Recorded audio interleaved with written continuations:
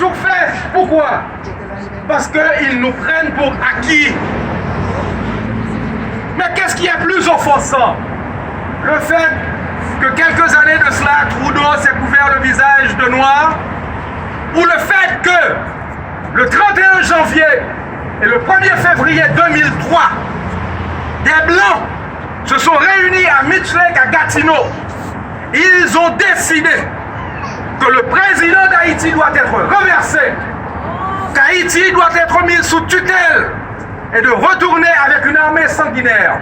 Moins d'un an après, des soldats blancs sont rentrés dans la résidence du président la nuit, l'heure que fonctionnent les voleurs. Ils l'ont kidnappé, lui et son épouse, l'ont mis dans un avion. Pendant 20 heures de temps, personne ne savait où il était et ils l'ont déposé en République centrafricaine. C'est ça le racisme. Et c'est ça que nous dénonçons. C'est ça le blackface qui nous dérange. Car qu'est-ce qu'ils ont fait? Ils ont enlevé 7000 élus haïtiens, des élus qui étaient redevables envers le peuple d'Haïti. À leur place, ils ont imposé des gens qui n'étaient pas élus. Parmi eux, des criminels condamnés par la loi haïtienne. Ils les ont érigés en président, premier ministre, ministre, sénateur, député. Et ensuite, hypocrites qu'ils sont, ils prétendent s'étonner de voir que le pays croupit et que les voleurs qu'ils ont installés au pouvoir ont volé. Mais pourquoi vous étonnez? Vous l'avez déjà fait en Afrique, quand vous avez tué Patrice Lumumba pour mettre à sa place Mobutu. Qu'est-ce qu'on avait vu? Vous avez tué Thomas Sankara. Vous avez enlevé Aristide et vous avez mis Michel Martelly, un criminel, vulgaire criminel. Il a volé les 4,2 milliards de dollars mobilisés par Hugo Chavez pour le bien-être du peuple haïtien. Les vrais amis d'Haïti. Alors c'est pour cela que nous sommes ici. Nous ne sommes pas ici parce que nous avons des problèmes avec Justin Trudeau. Car, malheureusement, nous avons vu que le gouvernement soit libéral, conservateur ou autre, c'est la même politique raciste qui est appliquée. Que ce soit envers Haïti, envers la Côte d'Ivoire, envers le Venezuela ou envers Cuba. Nous sommes devenus une succursale des États-Unis. Ils critiquent Donald Trump, mais la nuit, ils complotent. Ils font des magouilles avec Donald Trump. C'est quoi la différence entre notre politique étrangère et la politique étrangère de Donald Trump? Il n'y a rien comme différence. Ce n'est que de l'apparence. Alors nous, Canadiens, nous disons pas en notre nom. Pas en notre nom. Pas en notre nom. Notre Premier ministre disait quand il arrivait, nous devons aider les peuples des Premières Nations parce que c'est 2016. Aujourd'hui c'est 2019. Et parce que c'est 2019, nous n'acceptons plus d'avoir la suprématie blanche comme politique étrangère. Bravo. Et ça, Bravo. ce n'est pas une photo, ce n'est pas de la superficialité, nous parlons du racisme réel. C'est-à-dire des gens qui ont un pouvoir, qui ont mobilisé ce pouvoir dans le bénéfice d'un groupe d'individus et au détriment de tout un peuple. C'est ça le racisme. C'est pas la bouillie qu'on nous sert à Radio-Canada, des affaires superficielles. Et nous ne voulons plus qu'on appelle le directeur d'Oxfam pour aller parler d'Haïti à la télévision.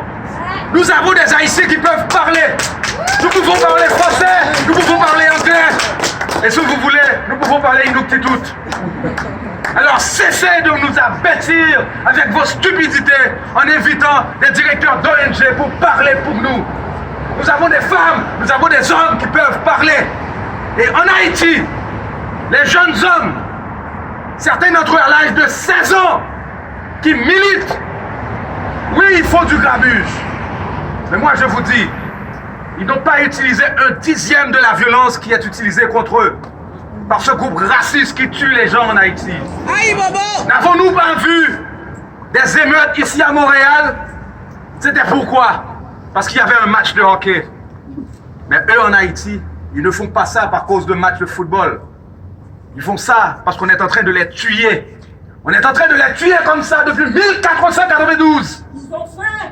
Ils ont faim. Et ils ont le droit de manger. Et ils ont le droit à la solidarité aussi. Car si nous sommes ici, vivants aujourd'hui, c'est parce que des hommes et des femmes se sont mis debout sur cette terre pour combattre l'esclavage. Ce ne sont pas les Blancs qui ont aboli l'esclavage. C'est faux cette affaire. C'est pas Wilberforce qui a aboli l'esclavage en 1809. Ce sont les Noirs d'Haïti qui s'étaient mis debout, femmes et hommes. Alors, à cause de leur sacrifice, nous, et spécialement nous Noirs, nous n'avons pas le droit d'être des hypocrites. Par respect pour nos frères et sœurs blancs, nous devons leur dire la vérité. Par respect pour nos ancêtres, nous devons dire la vérité. Et la vérité, c'est qu'aujourd'hui, le gouvernement canadien, avec nos impôts, supporte un gouvernement duvalieriste, un gouvernement de Papadoc. Et nous savons qu'il ricane en voyant ce petit Joe s'ériger comme président d'Haïti. Et on va nous dire que votre pays est pauvre parce que vous avez de mauvais leaders. Nous avons déjà vu ce film. Nous avons de vrais leaders. Nous avions eu le président Salomon. Nous avons eu le président Aristide récemment. Ils l'ont kidnappé. Ce n'est pas la première fois qu'ils l'ont fait. I will end with a few words in English, simply to say that this neo-duvalierist regime we have in Haiti today, please, I know you're not going to see anything substantial on CBC about Haiti. It will last 15 seconds and it will report the same old cliche. Black people, unrest, corrupt president, dictator. It's much more than that. It's much more complex than that. And we are complicit. We are involved. Our money has been used to create that puppet regime in Haiti. And it is our responsibility. We collected money after the earthquake, didn't we? Where did that money go? Do you see any evidence of $10 billion spent in Haiti? No. In the pockets of the Clinton. And we said long before that Bill Clinton was going to steal that money. He did. Is there anybody going after Bill Clinton because of the money they stole in Haiti? No. And that's the reason they installed the puppets. The puppets are there to protect the ass of their masters. They steal and they put the puppets in there, and the puppets accept that responsibility because they are idiots. It's our responsibility as intelligent people to say, not in our name, not in our name, not in our name. Not in our name.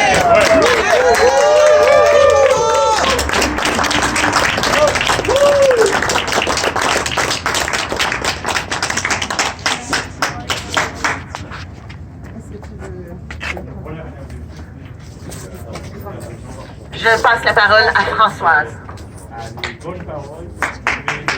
Bonjour tout le monde.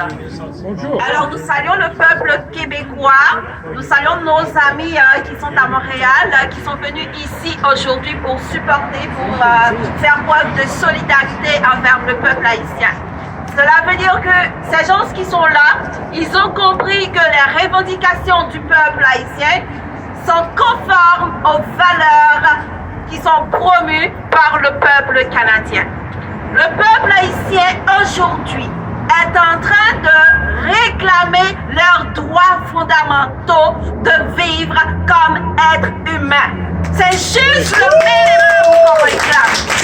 On réclame juste le minimum. Vivre comme un être humain. Le peuple haïtien, c'est le peuple dans son histoire, le premier peuple qui a dit que tout le monde a le droit de vivre comme un être humain. Peu importe la couleur de sa peau. Peu Oui. Il a le droit de vivre comme un être humain. Et vivre comme un être humain, cela signifie vivre dans la propreté, vivre où il y a un gouvernement qui pense que nous sommes des humains, qui ne nous utilise pas comme des choses, qui ne nous utilisent pas quand ils font leur campagne, ils ont juste des besoins, ils nous donnent un plat de nourriture pour nous éviter d'aller voter pour eux autres. Et après, ils volent nos rêves, ils volent le rêve de nos enfants, ils volent notre vie, ils volent l'avenir de notre jeunesse, ils les entraînent à la corruption. Non, la valeur que le peuple haïtien est en train de défendre aujourd'hui, c'est que c'est comme le Canada ici.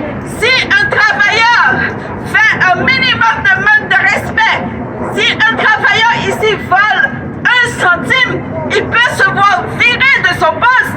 Et c'est exactement ce que le peuple haïtien réclame aujourd'hui. Jovenel Moïse est celui qui est complice dans le détournement de ces 4,2 millions de dollars qui nous a été donné par le Venezuela pour soutenir le peuple, pour nous sortir de la misère, pour nous aider à travailler pour vivre en toute dignité.